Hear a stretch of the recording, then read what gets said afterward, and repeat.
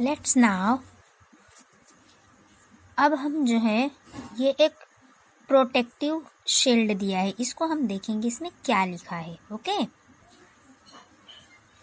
You must have heard of the ozone layer in our atmosphere. It protects us from the harmful ultraviolet radiation which come from the sun. तो अब हमें जो ये protective shield जो दिया है इसमें क्या कहा है कि you must have hard on off the ozone layer, यानी कि जो ओजोन की जो लेयर होती है जो हमारे एटमॉस्फेयर के अंदर है, जो हमें प्रोटेक्ट करती है किससे, हार्मफुल अल्ट्रावायलेट रेडिएशन से, है ना. यानी सूरज की जो हार्मफुल किरणें आती हैं तो वो जो है हमारी बॉडी को है, हमारे और भी यानी हमें बहुत ही नुकसान पहुंचाती, तो उससे हमारा जो प्रोटेक्शन करती है वो कौन सी लेयर है, ओजोन लेयर है ना. जिसकी वजह से यानी ग्लोबल वार्मिंग के कारण से इसमें क्या हो गया है, ग्लोबल वार्मिंग के कारण क्या हो गया है, इसके अंदर छेद हो गया है.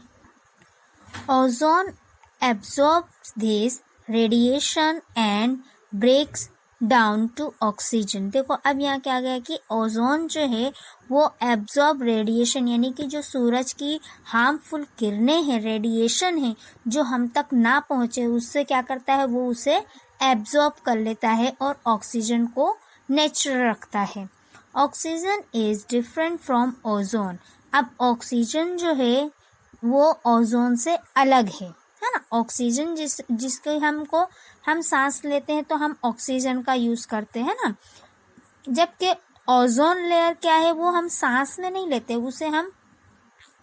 जो है वो ओजोन लेयर जो है वो हमारे पास आने वाली सूरज की जो हानिकारक किरणें हैं उनसे हमारा प्रोटेक्शन करती है ना. तो ओजोन और ऑक्सीजन ये दोनों जो है वो अलग अलग गैसेस हैं. Okay, Can we call the breaking down of ozone a chemical changes? अब यहाँ क्या लिखा है कि can we call, यानी कि इसको हम क्या कह सकते हैं कि ओजोन जो है वो एक केमिकल चेंजेस भी उसको कह सकते हैं, क्योंकि उसका ब्रेक डाउन यानी कि उसका जो है नुकसान भी हमारे को ही होगा. If ultraviolet radiation were not absorbed by ozone, it would reach the Earth's surface and causes harm to us and other life forms. Ozone acts as a natural shield against this radiation. अब यहाँ क्या हमें कहा गया कि जो ultraviolet radiation हमारी तरफ आते हैं तो जिसकी जो ओजोन लेयर है हमारा जो है वो प्रोटेक्शन करता है. अगर ओजोन लेयर हमारी प्रोटेक्शन नहीं करे तो अर्थ की जो सरफेस है, अर्थ की जो भी सरफेस है उसको बहुत सारी नुकसान होगी, जैसे खेती में नुकसान होगा, फिर इंसानों की बॉडी पे इफेक्ट होगा, ह्यूमन लाइफ पे इफेक्ट होगा, है ना. तो और जिसकी वजह से हमें जो है कैंसर जैसी और यानी कि स्किन कैंसर जैसी जो है वो बीमारियां हमें हो सकती हैं. Then ozone acts as a natural shield against this radiation, यानी कि जो ओजोन की लेयर है उसका काम क्या है, वो हमें जो है सूरज की हार्मफुल किरणों से क्या करता है, प्रोटेक्ट करता है और उसके अगेंस्ट लड़ता है. तो ये था हमारा प्रोटेक्टिव शील्ड, तो जिसमें हमने देखा कि ओजोन लेयर हमारे लिए कितनी इम्पोर्टेंट है. अब हम आगे देखेंगे next 6.3 rusting of iron. Iron के अंदर जंग लगना ना, लोहे को जो जंग लगता है ना, तो वो हम देखेंगे. लेट अस गेट बैक अ रस्टिंग, यानी रस्टिंग किसे कहते हैं, यानी जंग लगना किसे कहते हैं.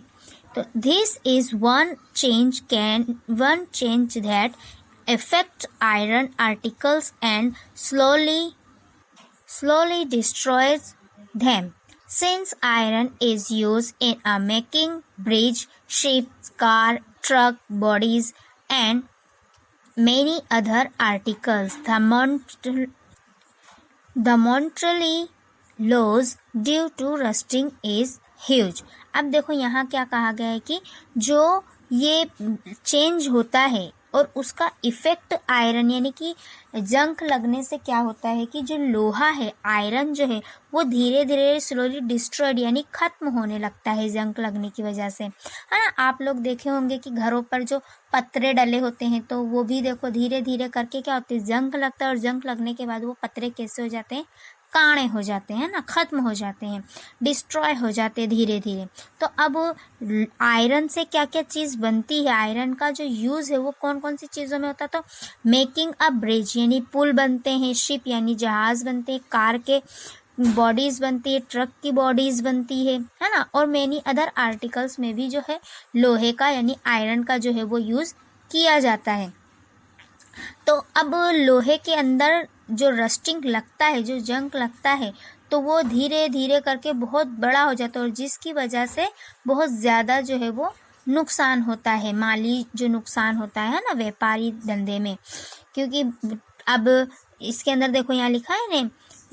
मेकिंग अ ब्रिज, अब पुल बनते हैं, है ना, तो लोहे की रोड से, आयरन की जो रोड है उसी से तो पिल्लर खड़े होते हैं ना। फिर शिप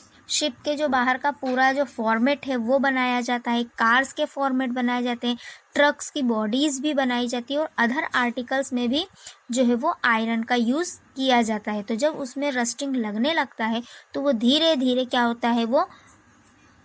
लो डिस्ट्रॉय हो जाता है यानी खत्म होने लगता है, और जिसकी वजह से जो है वो मॉन्ट्रली लॉज हमें होता है ना। अब देखो यहाँ क्या लिखा है सेकंड पैराग्राफ में,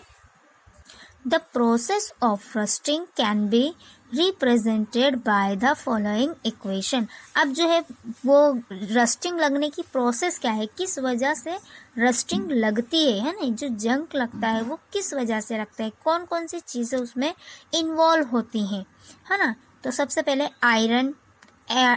का Fe प्लस ऑक्सीजन, है ना, ऑक्सीजन का O2 फ्रॉम द एयर, यानी कि हवा में जो है वो ऑक्सीजन यानी खुली जगह पर जो है वो आयरन यानी लोहा नहीं रखना चाहिए। अगर खुली जगह पे होगा तो उसमें जो है वो हवा में नरमी होती है, गर्मी होती है, तो ये सारी चीज़ों की वजह से क्या होता है कि धीरे धीरे,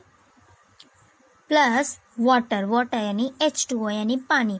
रस्ट आयरन ऑक्साइड Fe2O3, है ना। देखो अब यहाँ O3 कैसे हुआ, सबसे पहले तो ये Fe हमारा ऐसे का ऐसा आ गया, अब इसके अंदर जो H2 है तो वो 2 यहाँ आ जाएगा, और O2 और O1 यानी कि O2 में 1 प्लस करेंगे तो O3 हो जाएगा, है ना। तो जो है हवा के अंदर for a rusting the presence of the oxygen and water और वाटर वेपर इज एसेंशियल। अब जो है जो इस रस्टिंग का जो प्रोसेस है उसको हम किस तरह से बचा सकते हैं, ऑक्सीजन की लेयर से और वाटर से, है ना। In fact if the content of moisturise in air is high which means is it more hamid rusting becomes faster। अब जो है इसके अंदर यानी कि जो लोहे को जब जंग लगता है तो उसको हम किस तरह से प्रोटेक्ट कर सकते हैं, या तो फिर उसके अंदर मॉइस्चराइज जो हवा के अंदर हाई मॉइस्चराइजेशन है उसको भी यूज़ कर सकते हैं, प्लस जो हम ह्यूमिडिटी यानी कि हवा में जो नमी होती है, यानी कि हवा जो है कभी नर्म होती है कभी गर्म होती है, बारिश की वजह से भी, उस वजह से क्या होता है जो लोहे के अंदर जो है वो जंग लगता है, तो उसके अंदर ज़्यादा तेज़ी से जंग लगता है जब हवा के अंदर नरमी होता है, यानी कि ह्यूमिड यानी कि नर्म हवा, तो उसकी वजह से जो है वो लोहे के अंदर जंग लग जाता है। अब उसको प्रोटेक्ट किस तरह से करेंगे हम, तो how do we prevent rusting, यानी कि हम जो है आयरन को प्रिवेंट किस तरह से करेंगे, रस्टिंग से किस तरह बचाएंगे, तो prevent iron articles from coming in connect with oxygen और वाटर और बोथ, यानी कि जो है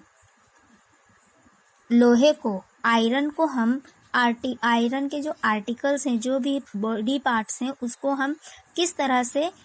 कनेक्ट करेंगे ऑक्सीजन यानी कि बचाएंगे ऑक्सीजन से और वाटर से यानी पानी से और अदर चीज़ों से, है ना। तो one simple way is to apply a coat of paint और ग्रीस, यानी कि अब जो है हम आयरन के ऊपर सबसे पहले क्या करेंगे, सिंपल वे यानी कि एकदम सीधा रास्ता है कि हम उसके ऊपर या तो कोई कोट अप्लाई करेंगे या फिर उस पर पेंट कर देंगे या फिर उसमें ग्रीस लगा देंगे, जिसकी वजह से जो है वो अगर जहाज़ है या कार है कुछ भी चीज़ है तो वो पानी की वजह से उसमें जंग नहीं लगेगा, वो आयरन को प्रोटेक्शन देगा। In fact, these coats